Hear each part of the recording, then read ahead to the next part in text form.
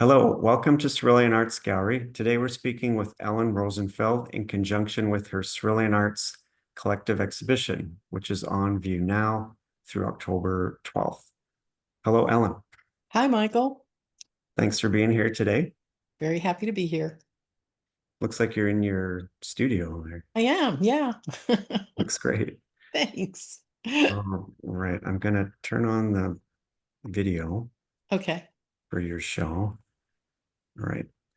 So this is your first Cerulean show.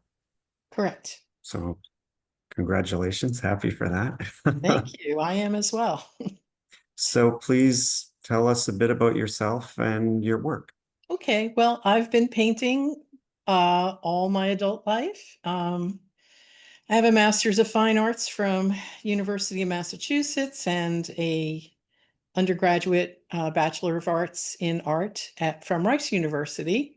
And it was interesting because in school, I was taught by a bunch of color field painters who painted extremely large and just color fields. And they didn't like what I wanted to do, which was not do color field. I wanted to do details and I wanted to do layers and I wanted to do textures. And so I ran into a lot of interference until graduate school when I was uh, I was approved of and told that if I wanted to create a, a, a, a, a, a technique that derived from pointillism, um, juxtaposing opposite colors on top of each other in layers, they would be very happy if I did that. So I invented my squiggles, which are really spirals. And I love spirals because they're kind of sacred and they're very spiritual. And as you can see here, the layers are colored over each other. But what's going on aside from the spirals, because in later years, I started to paint with glass and glass beads. And the glass is tempered glass, which I shatter by hand. And I could tell you a bit about the origin of that later, but I don't want to digress since we're looking at the work. Mm-hmm. Um, so what I do here is add another dimension to the canvas by having all the texture of the paint and then sometimes on top of and sometimes behind optically, there's glass beads and tempered glass. The shattered tempered glass is uh, placed on top of painted areas. So the painted areas are planned. There's, nothing left to chance about that part of it. And so um, the beads act as mortar in between. So it has kind of a mosaic effect as you look at the paintings. So I wanted to just keep adding texture because I'm very inspired by the macro and the micro. And by that, I mean, I want you to be able to stand back, look at the painting, see the composition as a whole, and even as an abstraction, and then to get close up and be able to see almost an infinite amount of stuff going on in it. And in that way, hopefully you don't get sick of it. So that if it were hanging in your home, you would always have something to refer to and something to go to and something new to find in it. And that's the way it is in nature, and that's the way it is in life. There's always a whole bunch of stuff going on. Um, so I've worked for this show. I've worked in two different series. I always work in series because I always find that there is more.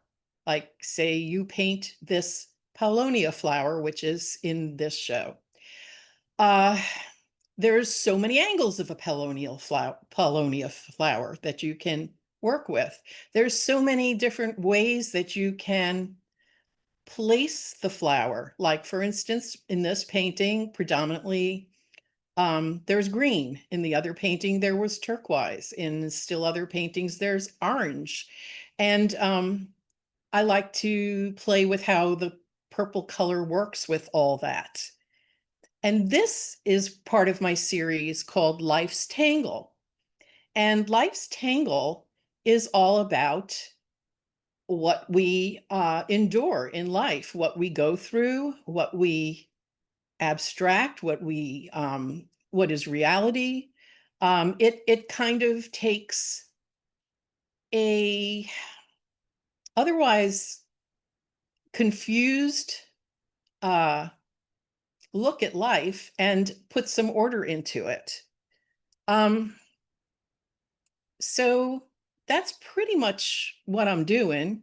Um, the how this came about was I always painted in the spirals, and I always liked to add some texture beside the painting. Like a very early painting I put my own hair into. um, another series of paintings, I was just taking the shards of paint from my uh, plastic ice cube trays when they dried, because this is acrylic and it dries rather quickly, and I was gluing those back onto the canvas. And there were also the spirals and the thing that I was trying to depict, but then there was this added texture. And then in 2002, I had a traumatic injury to my arms. I was unable to raise them. And so I took to beading because I could do that on a table. And when my arms rehabilitated themselves and I was able to get back to painting, uh, I said, how can I use these beads in a painting? And I began to glue them onto the ground, the background of the paintings. And then I did that for about 10 years. And then one winter, a tree fell on our um, back deck and crushed our dining table, which I found out was made of tempered glass. There were so many shards all over the deck. I was just intrigued, and I waited the whole winter for for the snow to melt and, for them to dry off. And I cleaned them all up, and I said, okay, my next painting is going to have these shards in it. And that was the beginning of it. And I used those until I ran out, and then started to find cutting boards online, and I shatter them myself. And what I like about the shattered cutting boards is that there's these little textures within the glass shards that form yet another dimension in the when you place the glass on top of a painted area. And that way, the mortar in between created by the beads makes the makes those shard textures pop out. And so, So I'm curious how you came to be using the Polonia flower. ah, I say this because we are connected with the Polonia. We had a huge one growing in the backyard of the gallery that threatened to take over the whole the whole building. So, but it's actually beautiful at the same time. it is, yeah. Well, so most of the time you see the flower, either it falls on the ground and it's dying at that point, or it's very high up. And when you see it very high up, you can't really see the details or how amazing a flower it is. Um, it was the pandemic and, all the isolation. And one place that I could safely walk was the Valley Green Trail, which, I live pretty close to.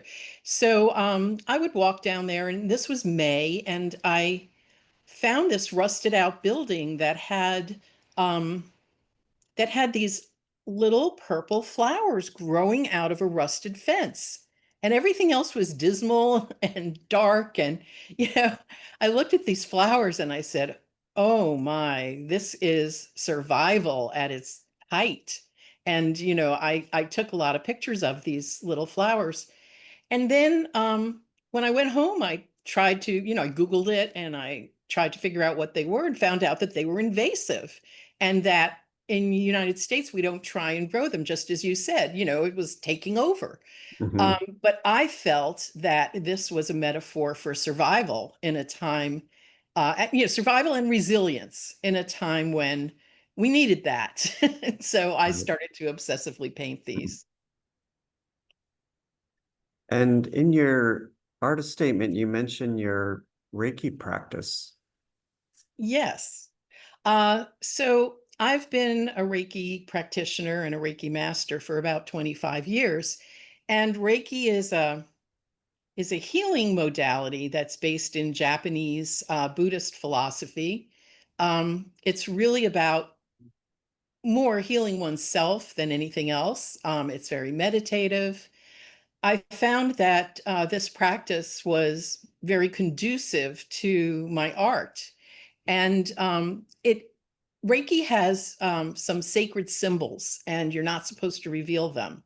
And in honor of that, I don't reveal the symbols, but I paint my spirals over Reiki symbols that are embedded in the paintings. Huh. And in this way, I also hope that the viewer can glean some inspiration, some healing, some peace, something will emanate back, give back to the viewer, because I don't think that there's any point in doing art in a vacuum, even though I love it and it feeds me, and it feeds me emotionally and spiritually. I also want to uh, give the viewer back something. So if they're looking at my work and they relax, or they say, ah, this gives me a little feeling of peace, that's even one more dimension, and that makes me happy and fulfills, uh my goals as a Reiki. Well, Ellen, it's a beautiful show. Thank you. It's really wonderful. Thanks for the opportunity to have it there. I love it. Oh, certainly. And the show is up through October 12th. We hope people come down to see it, and everything's also available on our website, ceruleanarts.com. So thanks again for being here, and have a great rest of the day. Thanks, you too, Mike. Bye bye.